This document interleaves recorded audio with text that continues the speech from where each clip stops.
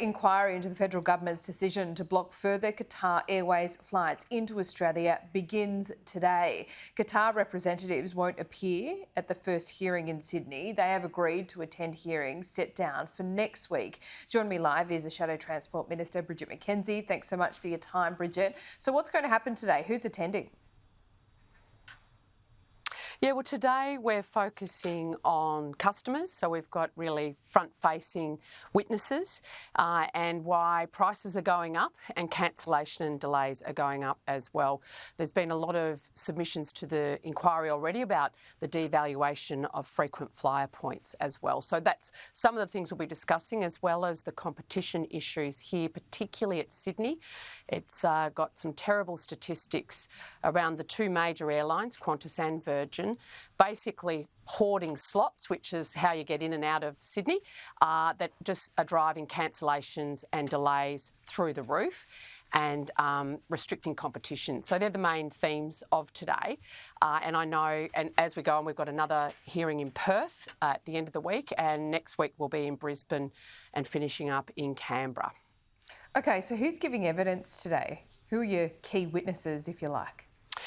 Well, the committee's formally adopting its program at our meeting at 10:30. So rather than go through a list of names, but they're the actual topics that we're discussing. So a range of key stakeholders that can give us, the committee, information around competition policy, around the access issues in and out of Sydney. Because at the end of the day, what I think the Qatar Airways decision by Albanese government has shown is that something's broken down in the aviation regulation by this federal government.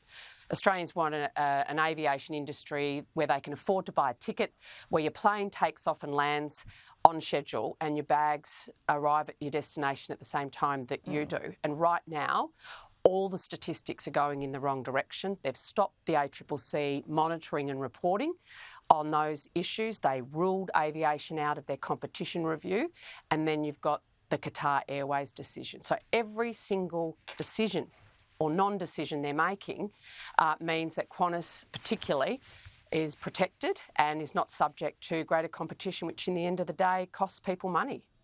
What about Vanessa Hudson? Are you trying to get her before the committee? Can you compel her? Absolutely. So we can summons those, and the committee has made a decision that anyone, you know, when you refuse at the kind invitation of the committee to attend, we do have the powers to summons people, and we will be exercising those powers. So Ms Hudson has been invited to attend, as has the Chair, Richard Goyder. Former CEO Alan Joyce has been invited, and a raft of other stakeholders, Virgin and the like. I mean, I think what people really want to understand is why did Vanessa Hudson and Richard Goyder so far? Well, the Secretariat, the public servants that are assisting the senators to conduct this inquiry are in constant negotiation with everyone we've invited, bearing in mind the invitations only went out on Friday. Today is Tuesday. So we're working as hard as we can to get the jigsaw puzzle of who's appearing when and where, but we're all committed to getting to the bottom of the reason the Albanese government refused to increase competition through the Qatar Airways decision. This and really, I think also, Laura, particularly with the High Court, the High Court decision last week, which really kind of condemned Qantas for illegally sacking those 1,700 workers. Again, they're being taken to the ACCC for those ghost flights, and the Senate inquiry that disclosed that they were planning to pocket, you know, $500 million of their customers' COVID flight credits by the end of this year, are all the reasons why this inquiry that Labor has tried to shut down and stop happening is now so necessary.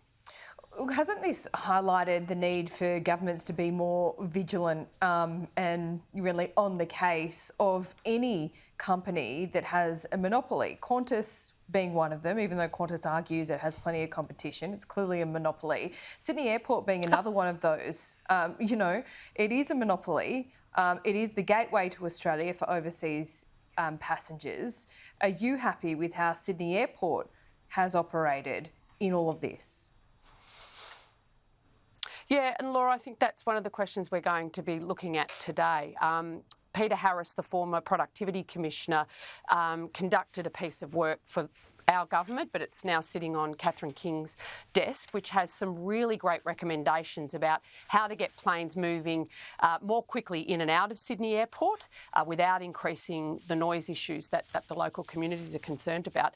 But she hasn't done anything about it in 16 months. So we are absolutely looking at the behaviour of not just Qantas, Virgin too, who cancel flight after flight and put their customers on the next one, particularly that golden triangle of Sydney, Canberra, Melbourne, which is very lucrative, one of the busiest in the world. And it's the customer at the end of the day who gets mucked around. So that is exactly the type of questions we're going to, because if the Minister for Transport won't do her job, we're going to do it for her through this committee. Do you think you should or will compel Sydney Airport to come before your inquiry as well? I don't think we're going to have to compel the airports. I mean, the airports right across the country are very, very frustrated with the behaviour, as you say, of the monopolistic beast that Qantas is. And we all want Qantas to be profitable. We want to be proud of what was once our national carrier. But their corporate behaviour in recent years has been absolutely egregious. Yeah. And so I think the airports themselves have a lot to say about this too. I'm thinking of Sydney as well, because thinking back to COVID, yeah, and it hasn't been a great experience at Sydney Airport. After COVID, they couldn't get enough staff. People were lined up for hours, but Sydney Airport was still charging exactly the same amount for their parking, for example, and now they don't even hardly have parking on site, and they can't even tell people how long that's going to be for. I mean, there's a few questions around those monopolies too, right? Well, I'll ask those questions for you today too, Laura, but I think you're right. One of the things that I think is really bemusing, shall we say, about the federal government's approach to aviation policy, you've got a Prime Minister saying we've got the most competitive aviation market in the world, bar none, he says. And then his own green paper, handed down by Catherine King, says two players, Qantas and Virgin, have over 95% of the market. Now, that's even more than Woolworths and Coles have, and we're always banging on about the impact of that duopoly on both customers and primary producers. So there is a lot of work to do, particularly in competition policy, when it comes to the aviation sector, and that's what our committee is also going to be focused on in the interests of the Australian traveller, to get those prices down. Looking forward to it. Bridget McKenzie, thanks so much.